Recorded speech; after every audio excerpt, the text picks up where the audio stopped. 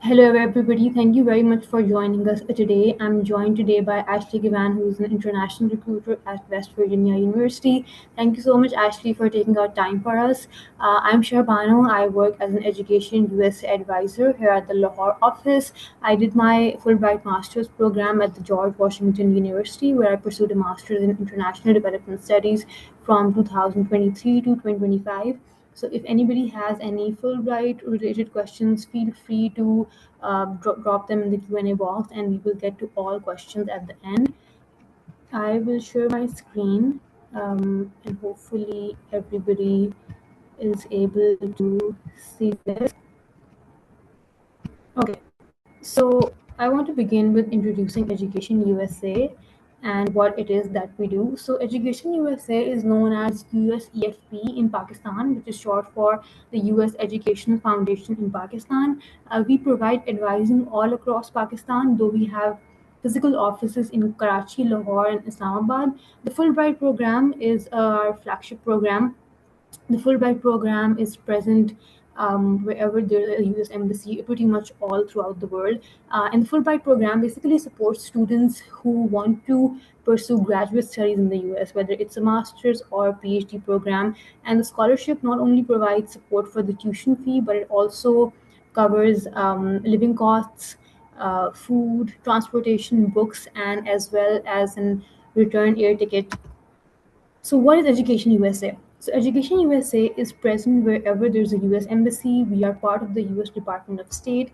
We strive to provide you with accurate, current, and comprehensive information. And we also offer resources, guidance, and advice on how to find the best fit university for yourself. So, what all services do we provide? We provide free in house or virtual sessions like the webinar that we're having right now. We also provide one on one advising services. You can either visit our offices in Karachi, Lahore, or Islamabad, or schedule a one on one virtual advising call with us. We also offer free workshops on standardized tests such as the SAT, GRE, GMAT, and TOEFL exams. And if you visit one of our offices, you can access our resource library where we have a preparation of materials and books on preparing for these standardized tests. And we also have books on US culture, campus life, and what it means to be an international student on a US campus. So, in addition to our advising centers, we have Lincoln Corners all across Pakistan. We have 5 Lincoln Corners in Punjab. So, the Lincoln Corners basically serve as American spaces in Pakistan where you can use a desktop, work, take a virtual tour of the campus that you're interested in. We have 3D printers, and also magazines that you might want to read. The Lincoln Corner in Lahore is located in Qaid Azam Library. There's one in Sargodha, Faisalabad, Multan, and Bihari as well. So I would encourage you to register for our free advising services if you haven't already. When you register, you will receive a weekly email outlining all the events and webinars that we have for you. We're also trying to do more in-person events. They're named Ed Talks with Education USA. We had one this week in Lahore. We're having one next week on Tuesday from 3 to 4 p.m. Inside the Fulbright Center in FFC College Lahore. And I think the topic is really interesting. It's about how to use AI as your personal assistant. So go and register for that on our website. If you have any questions, feel free to email us at lahore@educationusa.org. We'll respond to all queries there, and I'll also put this email in the chat box. Also, follow us on Facebook, YouTube, Twitter, and Instagram. Our handle is at USA Pakistan. We'll also be posting this recording on our YouTube page for everybody to see and for anybody who missed it. You can also follow the US consulate in Lahore. We do collaborate with them every now and then for a few events.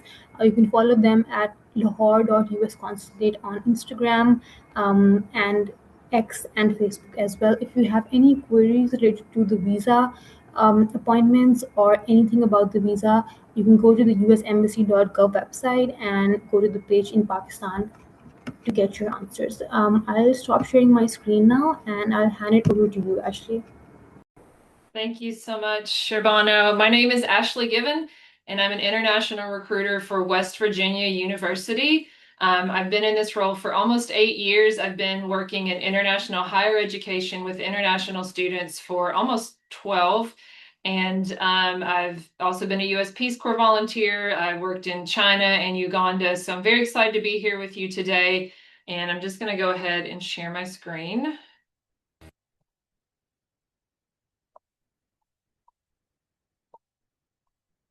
Great. Full screen mode. There we go.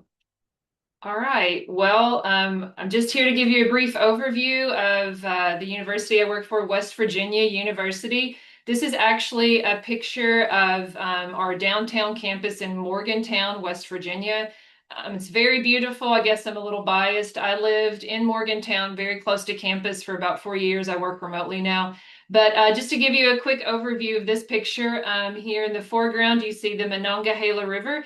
It's kind of hard to see, but you see a small tree line here. There's actually a paved trail called the Rail Trail, and it extends for actually like 15 or 16 miles to a neighboring town. So if you like to bike or jog or you're in a wheelchair and you want to get out there, I've seen people of all different mobilities out there. Back here we have the mountains. Pennsylvania is very close by, but as you can see, it's on hills, and it's just a very unique and beautiful campus. So we're in a great location. We're in West Virginia, which is a separate state from Virginia. We're right here. The closest airport is Pittsburgh, Pennsylvania, which is about an hour and a half by car. I've flown out of the Pittsburgh airport dozens of times when I was there flying around for international recruitment. So you can easily go, you can fly anywhere from Pittsburgh to different parts of the country. And typically for your first time arriving to campus, our international student office can arrange to pick you up for free. They usually have that 1 or 2 days before the semester starts. And then you notice just here to the east, Washington, D.C. is only 3 hours away. I've driven to D.C. a few times myself when I lived in that area.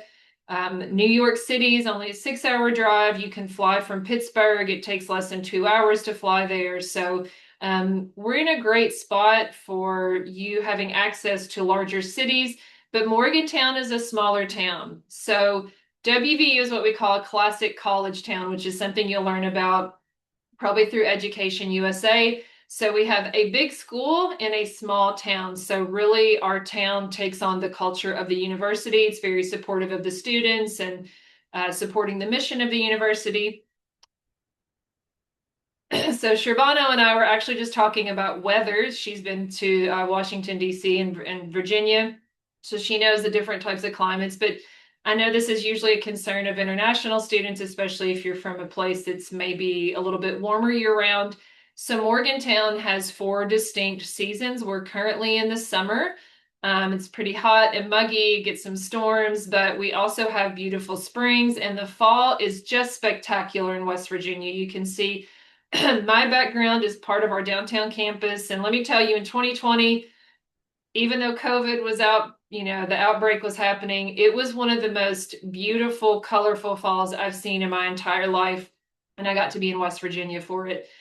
We do get some snow in the winter, as you can see, part of our downtown campus here. So apparently we get 30 inches of snow year round, not just in one day, but that can also provide opportunities for you to maybe try snowboarding or skiing, something I used to do when I lived in Morgantown, but we'll get into that part a little bit later. So West Virginia is in the Appalachian Mountains. We're known as the Mountain State. That's our nickname. So because we are totally in the Appalachian Mountains, you have a lot of opportunities to get off campus, get outside, and enjoy just your surroundings. So we actually have an arboretum on campus, which is just kind of a fancy name for forest. It's just like a protected forest. So it's right next to our basketball coliseum. It's right across from our Evansdale campus, which has all of our engineering classes. So you can walk right across the street after class or on a weekend, and easily you can hike down to where the river is. They even have a little amphitheater. So it's really a cool thing to do there. Whitewater rafting is very famous in West Virginia. People literally come from all over the country, all over the world.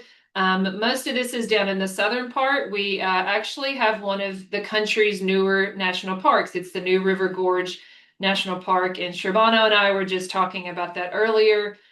So you have a lot of opportunities to try whitewater rafting. Actually, and you can do that through, we have an adventure club, not a club, but it's a program on campus. They have an office in our recreation center. So you can take very affordable, easily accessible trips like this through a campus organization that's very low cost, and they provide all the transportation. Rock climbing is something you can do. This was probably taken in this picture was taken in one of our national parks. We have a lot of state parks as well.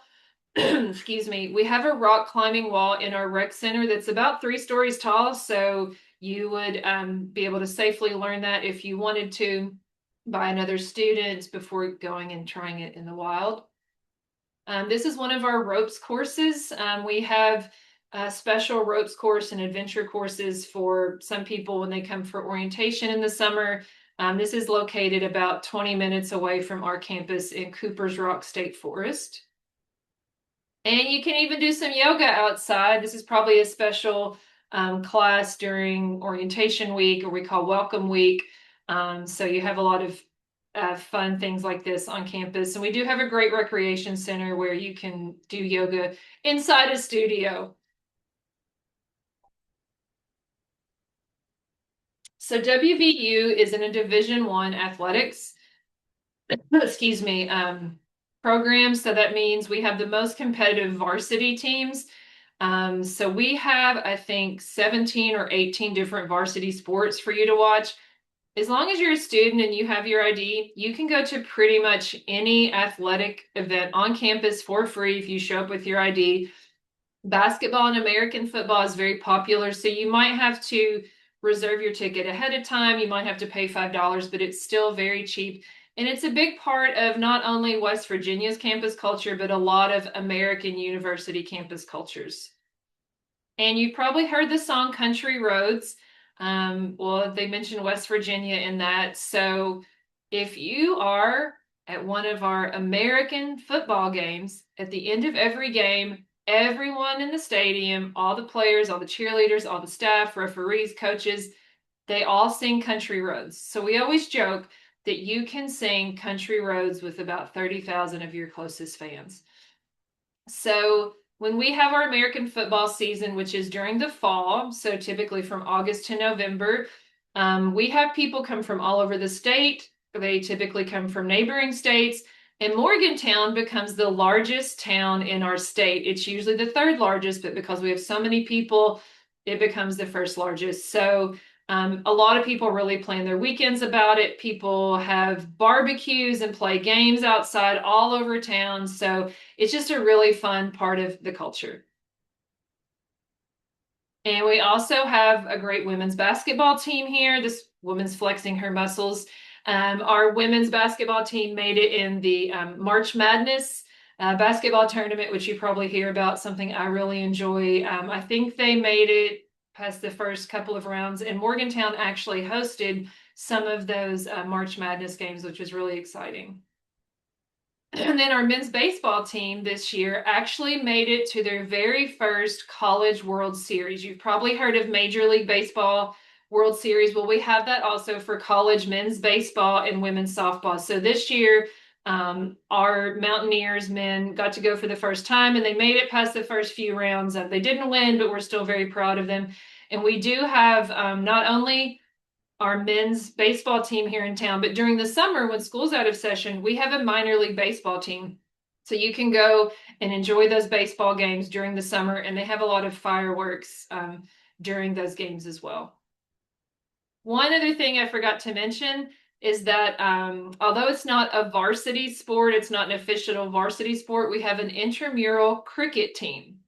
And our intramural cricket team in 2019 actually won a national intramural championship, and it was primarily comprised of international students. So if you really love to play cricket, this might be the school for you.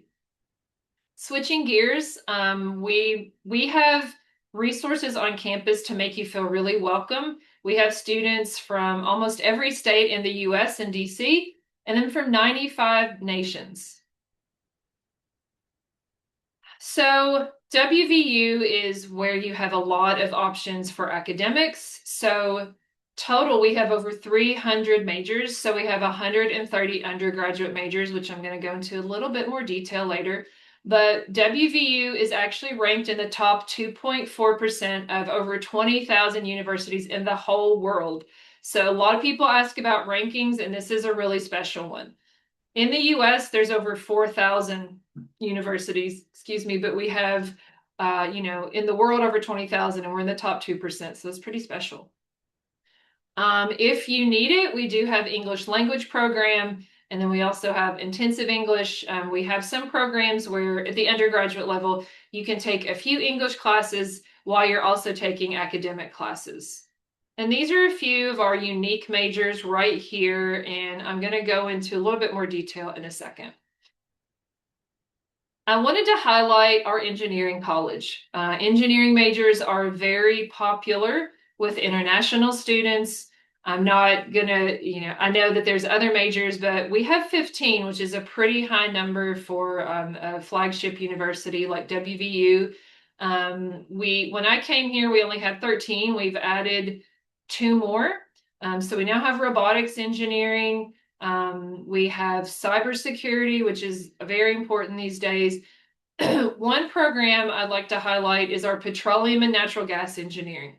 In the US, there's only 4 universities that offer this in an ABET accredited engineering school, which is a special type of accreditation. So as you know, the world runs on what you all would call petrol, we call gas, planes, cars, buses, everything. We need petroleum to get people places. So WVU can teach you not only how to extract petroleum, but also how to move it to the next place. Mining engineering is also a unique major. West Virginia still has a lot of active coal mines. A big part of our economy is coal mining, as it is in different parts of Appalachia in the US. But in the world, we need different minerals to be extracted, even for our phones, things like cobalt, things like that.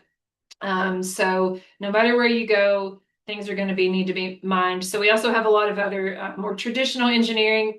Aerospace engineering is very popular. We actually have a 10-year research partnership with NASA.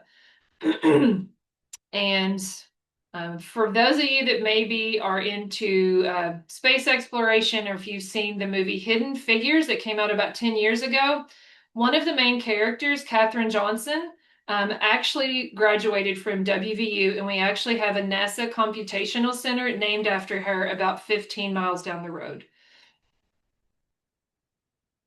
So aside from our great engineering school, we have a lot of the traditional, popular majors like biology, psychology, business, economics, things like that. But I wanted to highlight a few special things that we have. So our forensic sciences, we have at the undergraduate level, biology, chemistry, and forensic examiner. WVU is the only school in the US that offers bachelor, master, and PhD in all of these forensic sciences. We also have 4 crime scene labs. They are former private houses that were donated to the university. So we have a blood spatter lab, we have an automobile processing lab, and we have a ballistics lab. I've got to tour all of them. They're very interesting. They set up a lot of mock crime scenes. Excuse me. So if you'd like to watch CSI or things like that, and you wanted to get into a career like that, WVU would be the premier university to do that.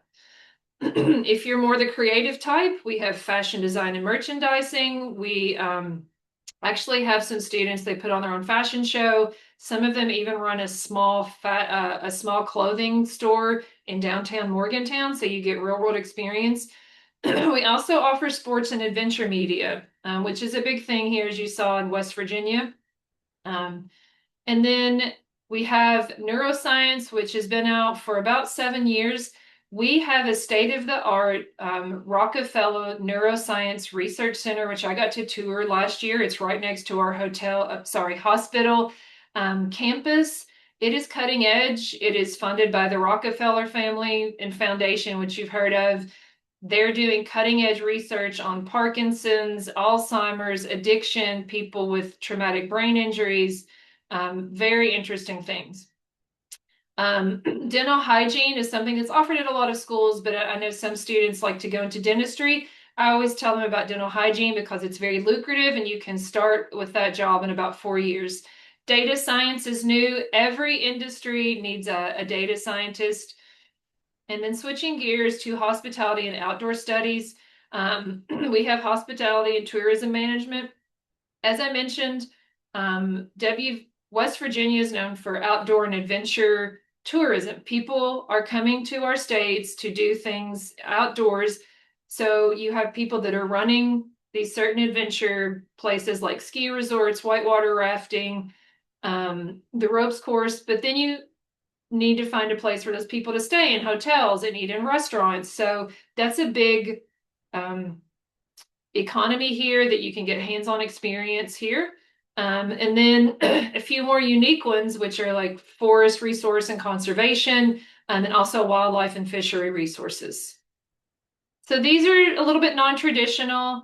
I know sometimes in other countries, there's a lot of pressure from your parents to be a doctor, a lawyer, engineer, but there are a lot of other avenues and other options you can get to explore other careers. So once you're on campus, we want you to get involved. We don't want you to just stay in your dorm and go to classes and come back. We have hundreds of student organizations, everything from food, sports, academics, movies, volunteering. And as you can see here on the right, we have all these student organizations just for international students. And you can see we also have a Pakistani Students Association. We have lots of intramural club sports as well. Now, academics are great, but you're all thinking, this has got to get me a job. And I'm sure that's something your parents are thinking about too. So we have a career center on campus for any level, any major that can help you with resume writing, mock interviews. We even have a website, a platform that's just for students called Handshake. It's sort of like LinkedIn, but it's just for college students. So on Handshake, you can look for on-campus jobs, which is an important way for you to not only make a little bit of money, but to gain skills and even start networking on campus. But we do have career fairs throughout the year, and we typically get about 400 employers, different ones, to come to our university. And you can see a few here that you've heard of, like Apple, Honda, GE Aerospace. And, you know, a lot of them go on to have, some programs have 100% job placement. So, you know, as soon as you get to campus, you're going to have those resources. Excuse me. Now I want to go back to our College of Engineering and share a few promising statistics. So $72,000 is the average starting salary for our engineering graduates. That's pretty good money. The engineering college has their own specific career and professional development center. I know that the engineering college has their own unique job fairs where they just invite engineering students and they have engineering firms come to campus. So you don't have to go to them, they'll come to you. They even have a career closet.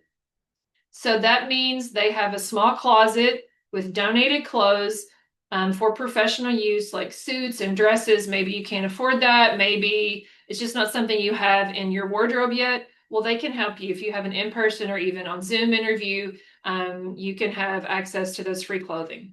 And then they have over 300 active partnerships with people in different schools, industries, labs, federal agencies. So it's a great way for you to start networking. Zooming out a little bit across the campus, our College of Business also has their own Center for Career Development, and they even have trips to help expose you to different industries.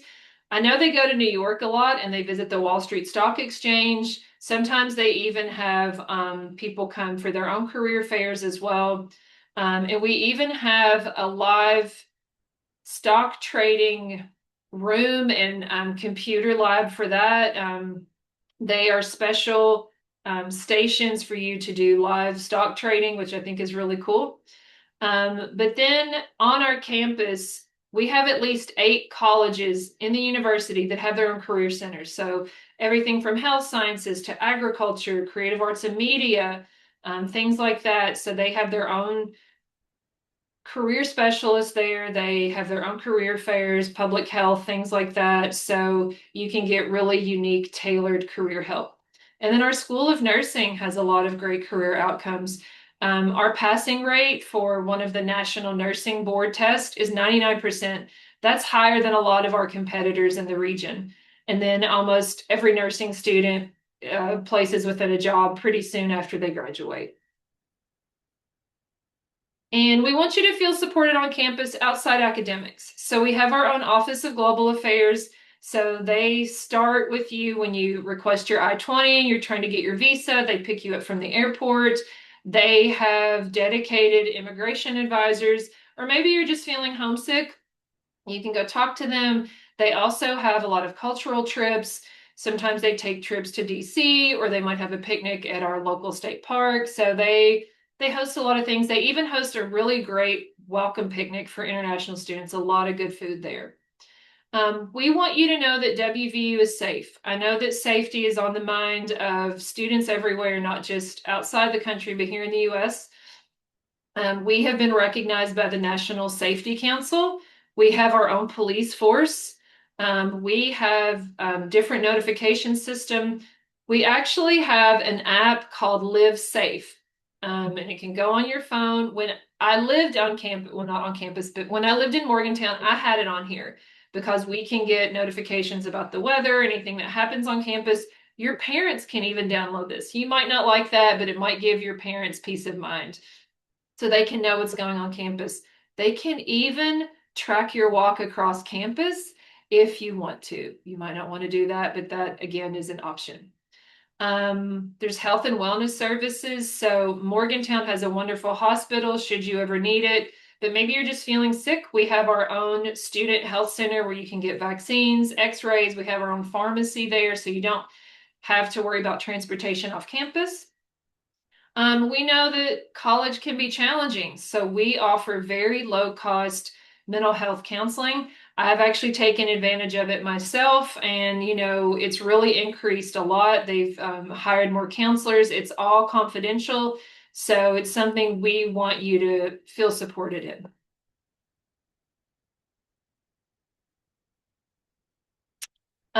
We know that you're probably worried about transportation in America. You don't have to have a car. You don't need a driver's license to get around WVU.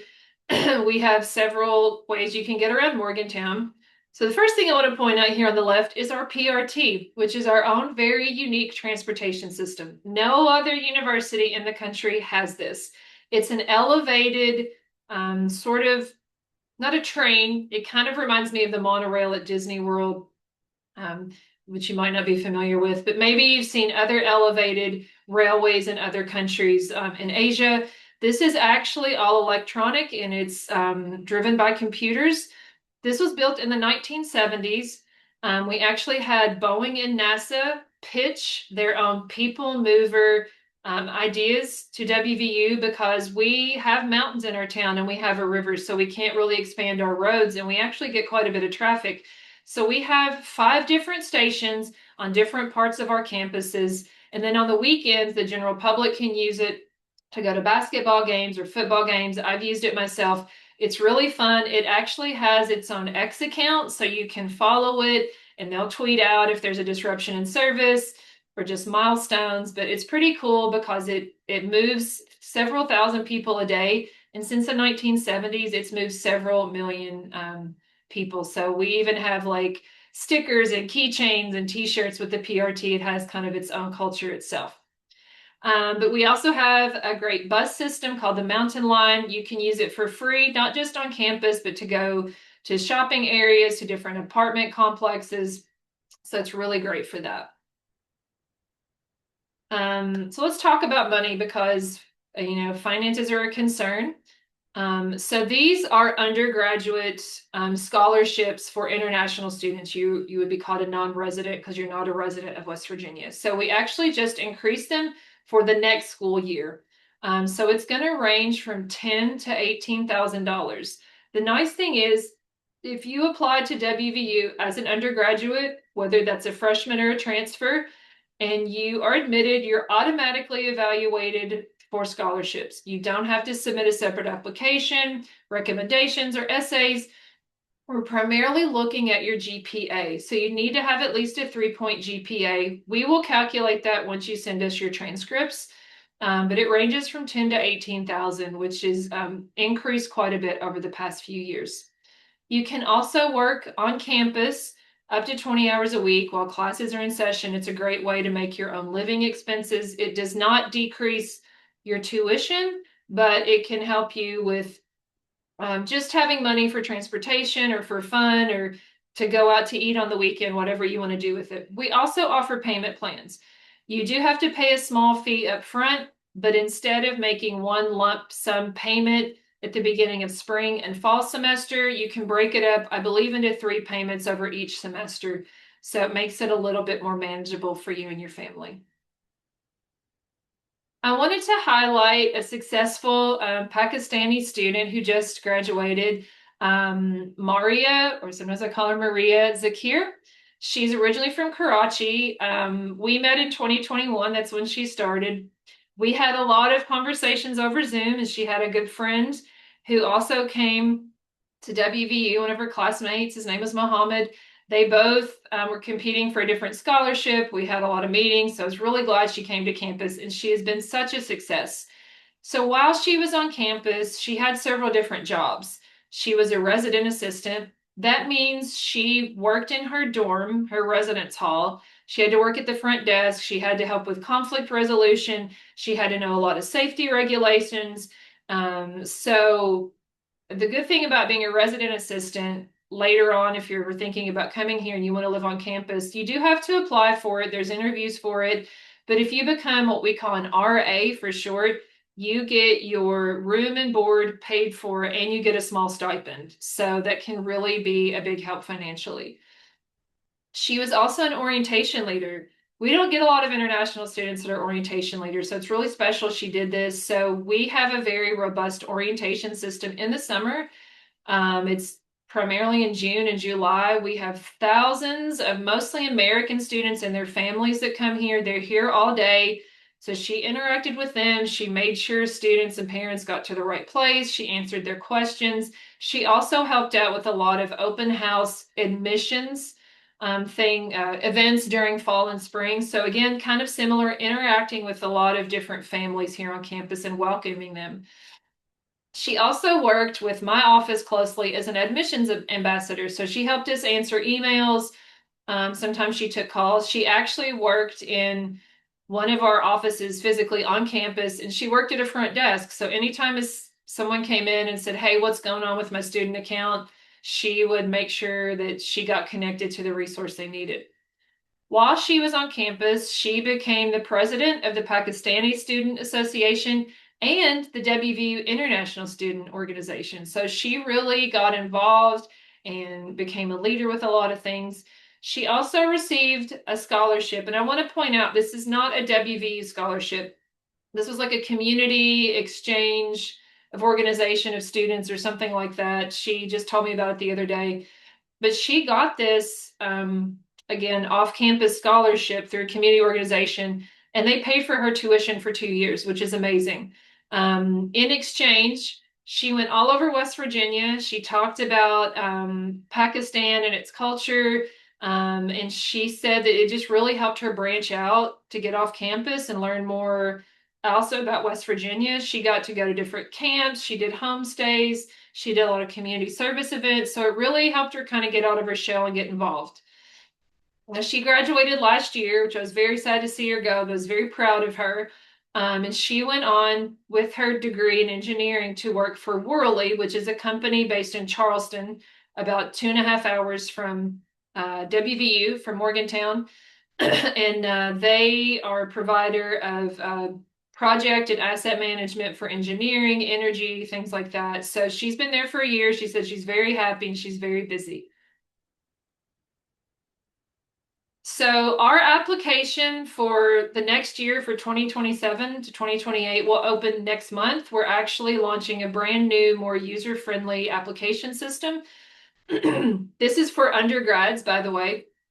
We only really need your high school transcript, English language proficiency scores. I believe we waive the English proficiency requirement if you're a citizen of Pakistan. I'll have to double check that, but I'm pretty sure we added that to the list of exemptions.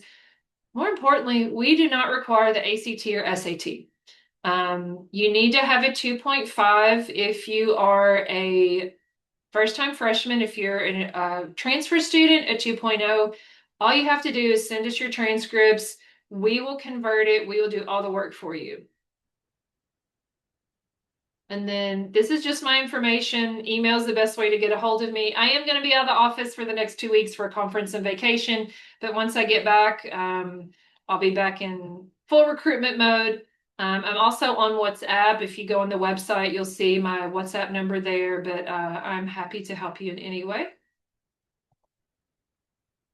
All right, and that's all I have for the presentation. I'm happy to try to take any questions you all have.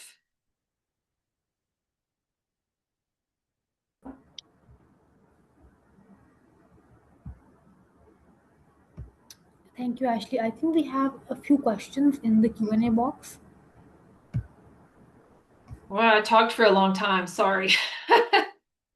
No, no, you're good. This was actually pretty short because we usually have presentations that go like 40 or like 45 Good, minutes. good. Yeah, you.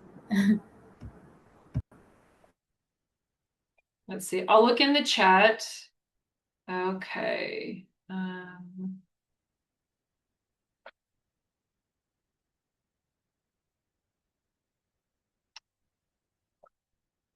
I'll look in the Q&A. Let's see. Okay, recently completed my bachelor's. I'm just going to read these out. I recently completed my bachelor's degree in English literature and linguistics, the 3.92. Okay, so Mohammed, thank you for your question. It sounds like you want to apply for graduate school. We do have a lot of graduate programs. So for our graduate school, it's very different than applying at the undergraduate level. So each department sets their own admission requirements, and so it's sort of decentralized. So I would encourage you to go on our website and look at all the different majors we have. We have quite a few in the liberal arts if you're interested in that, and communication might be a good fit for you. But typically with graduate applications, you have to obviously apply, send in send in transcripts. Again, each program is different, but typically you want to be prepared to have your resume or CV, sort of a statement of purpose. Typically a few recommendation letters, and sometimes they might want a writing sample. We also encourage all graduate students to contact the academic department that you want to apply to. Tell them about your career goals, your research interest, and also you want to see if they have any funding because it's different from scholarships. I know that's kind of broad, but that's what I'd recommend you do. Okay. Someone's asking about an AES ARA program. I'm not familiar with that. I know we do have public health. We have quite a few public health and health related doctoral programs, which you can find on our website. For rolling admissions, that is more for our undergraduate students. We don't have a fixed deadline like a lot of other places do. Again, with graduate studies, each department can set their own deadline. It can range from October 1st to April 1st. It just depends on which program and which semester you're applying for. We do offer spring admission as well besides fall.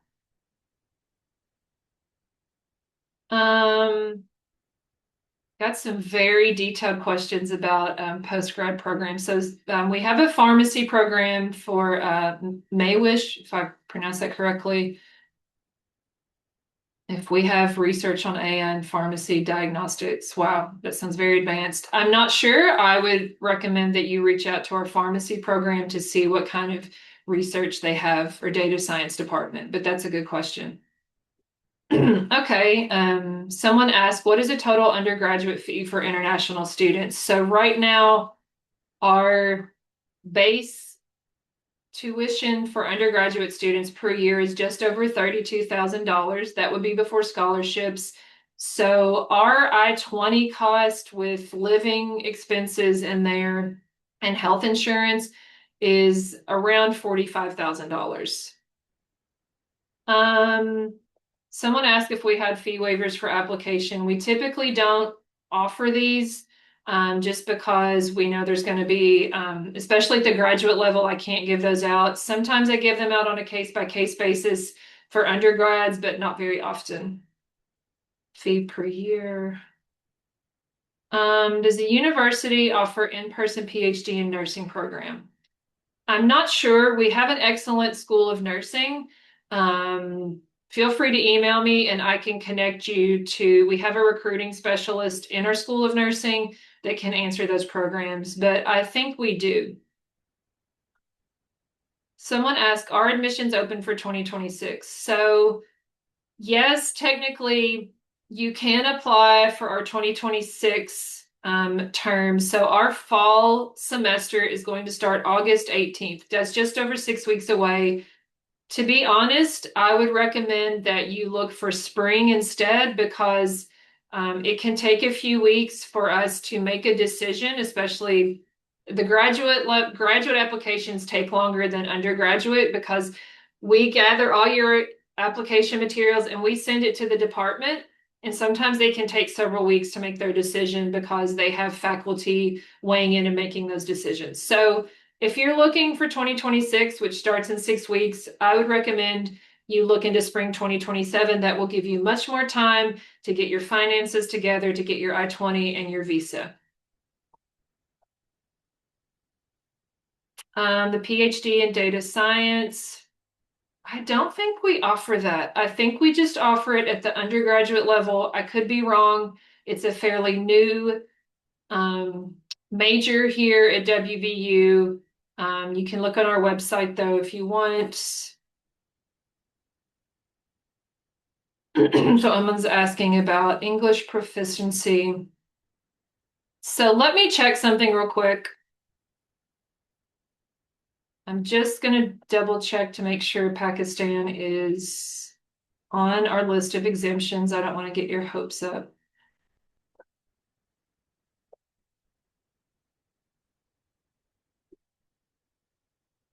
Yes, so if you are a citizen of Pakistan, you do not have to submit any sort of English proficiency score. So you don't have to worry about TOEFL or IELTS or anything like that.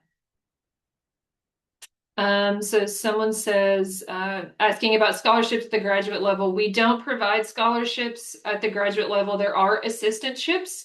Those are not guaranteed. Those are varied by department. Each one has different amounts for different times. So we always recommend that you reach out to the academic department to talk about funding. Unfortunately, my department, admissions, we don't have access to that or any say in that. But at the undergraduate level, we do have scholarships. And as a graduate student, you can also get a job on campus to help with your living expenses. We do have management. We have an MBA program in our business school. It's a little bit different though, because it starts in the summer. It doesn't start fall or spring. They have kind of a stricter time schedule. So you could look into that for next summer. For graduate studies, someone's asking about PhD. So the minimum GPA to have your application forwarded to the department is 2.75 in your undergraduate work. So that's something to consider. Can you give fee waiver for DET? I'm not sure what that is. Mechatronics and BS. Is that like Megatronics? We have robotics. We have robotics engineering. I think that might be the closest to that. I do know we have a PhD in computer science. I'm not sure if we have the PhD in AI. Okay, this is a good question. So someone's asking how much can you earn from a campus job? So you're going to make at least what we call minimum wage. So there's a federal minimum wage, which I think is only like $7 or $8, and then there's the state minimum wage. I would say on average, don't quote me on this, but on average, you can make about $10 an hour working on campus, which doesn't sound like a lot.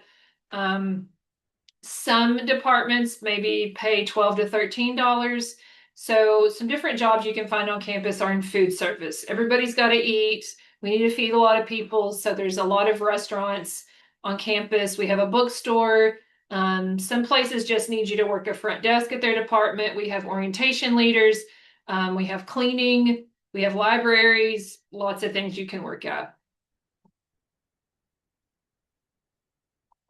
Yes, you can get a job while you have a PhD. Um, it's kind of hard for me to answer questions about your eligibility. So again, we just recommend that you reach out to the department and tell them what you're looking for, and they can give you more information. Can we get scholarships from other schools besides WVU? Um, you can probably find external or third party scholarships. Education USA might know some local scholarships that would be available. Sometimes there are large US companies and corporations. You just have to do a bit of research. But you might be able to find other sources of scholarships once you get here to WVU. We always recommend that you start a good relationship with your academic advisor. This is after you enroll. They're going to know scholarship opportunities or assistantship opportunities in their department that you might get after your first year or second year, as long as you keep a good GPA. Okay, I think I answered those to the best of my ability. I hope that helps.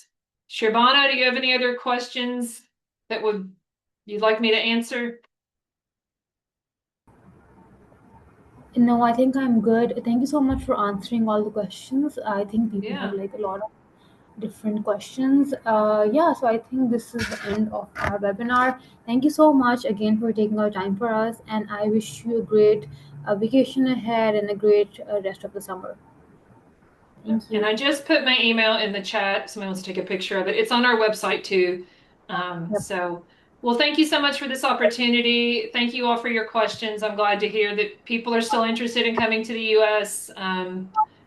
Yeah, so just feel free to contact me, and I hope to hear from you all, and I hope you have a great evening where you are. Thank you. Bye. Thank you. Bye bye.